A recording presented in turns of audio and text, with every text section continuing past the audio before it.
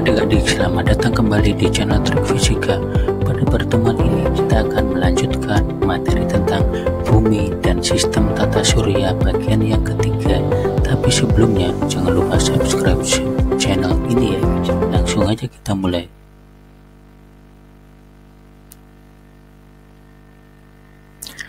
Selanjutnya kita akan belajar tentang yang matahari.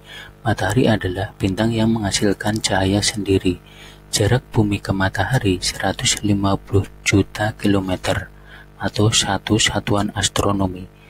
Jarak antar bintang di luar angkasa diukur dengan satuan cahaya, di mana 1 tahun cahaya itu sama dengan 10 pangkat 13 kilometer. Kemudian energi matahari. Energi di matahari terbentuk dari proses reaksi fusi nuklir, yaitu proses di mana dua inti atom ringan bergabung menjadi satu inti atom yang lebih berat sambil melepaskan energi dalam jumlah yang besar.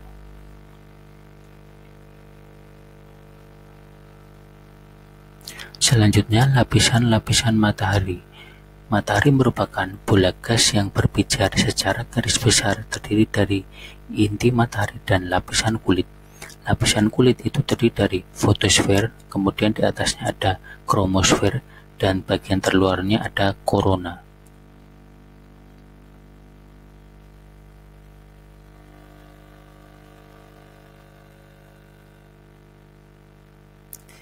Yang pertama dulu inti matahari. Inti matahari merupakan bagian yang selalu bergerak.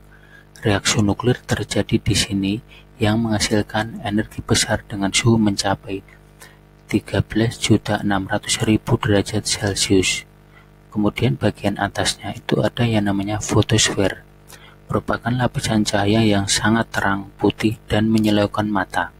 Ketebalan fotosfer mencapai 300 km dengan suhu sekitar 6.000 derajat Celcius. Kemudian lapisan di atasnya lagi ada yang namanya kromosfer.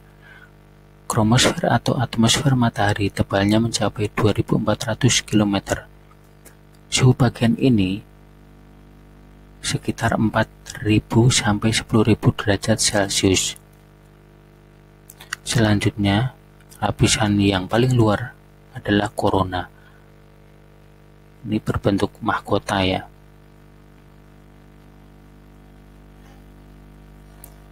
Selanjutnya, yang F, rotasi dan revolusi bumi. Akibat rotasi bumi, di mana akan terjadi pergantian siang dan malam, bentuk bumi menggembung di khatulistiwa dan tepat di kedua kutubnya. Kemudian yang ketiga, terjadinya perbedaan suhu. Yang D, terjadinya perubahan arah angin. Kemudian yang E, terjadinya gerak semu harian matahari dan benda langit lainnya. Gerak semu itu seolah-olah benda langit bergerak gitu ya. Kemudian akibat revolusi bumi. Yang A, terjadinya perbedaan panjang siang dan malam. Kemudian terjadinya perubahan musim. Kemudian yang ketiga, dalam 1 tahun terlihat perbedaan rasi bintang. Kemudian yang keempat, gerak semu tahunan matahari. Di mana tanggal 21 Maret itu matahari terbit di atas khatulistiwa. 21 Juni matahari terbit di atas garis balik utara. 23 September matahari akan terbit di atas khatulistiwa kembali. Kemudian 22 Desember matahari terbit di atas garis balik selatan.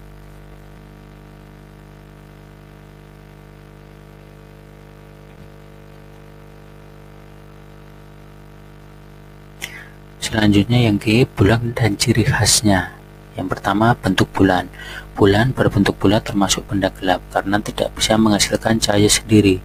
Bulan yang terlihat dari bumi hanyalah pantulan cahaya matahari dari permukaannya ya. Jarak bumi ke bulan 284.403 km. Bulan bermassa 8,1 kali 10 pangkat 22 kg atau 1/81 massa bumi. Percepatan gravitasi bulan 1/16 kali gravitasi bumi. Diameter bulan 1/4 kali diameter bumi.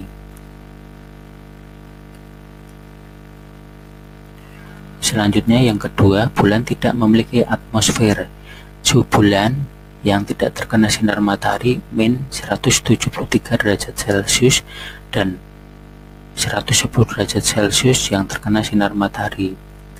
Selanjutnya langit bulan hitam kelam, bunyi tidak dapat merambat di bulan. Jenis-jenis gerak bulan. Yang pertama, rotasi bulan.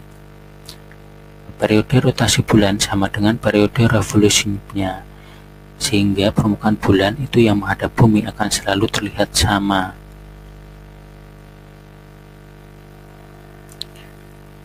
Kemudian yang B, revolusi bulan terhadap bumi.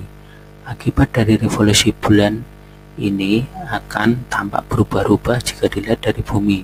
Perubahan ini disebut fase bulan. Fase bulan dipengaruhi oleh posisi bulan terhadap bumi dan matahari. Gitu ya. Fase bulan tuh kayak bulan sabit, bulan purnama gitu ya. Kemudian yang ke C, revolusi bulan terhadap matahari. Jadi waktu yang diperlukan bulan untuk mengelilingi matahari sama dengan waktu yang diperlukan bumi untuk mengelilingi matahari. Dalam 1 tahun, bulan hanya 1 kali bergerak mengelilingi matahari dan 12 kali mengelilingi bumi. Hal ini menyebabkan ada 12 bulan dalam 1 tahun di kalender gitu ya.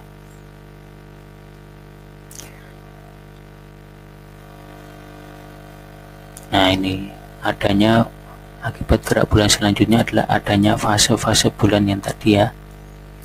Dalam 1 bulan zinodik berlangsung pergantian fase bulan. Nah, ini bulan baru, kemudian bulan sabit, perbani awal, benjol, purnama, benjol, perbani, akhir, sabit, bulan baru lagi. Nah, ini gambarnya ya.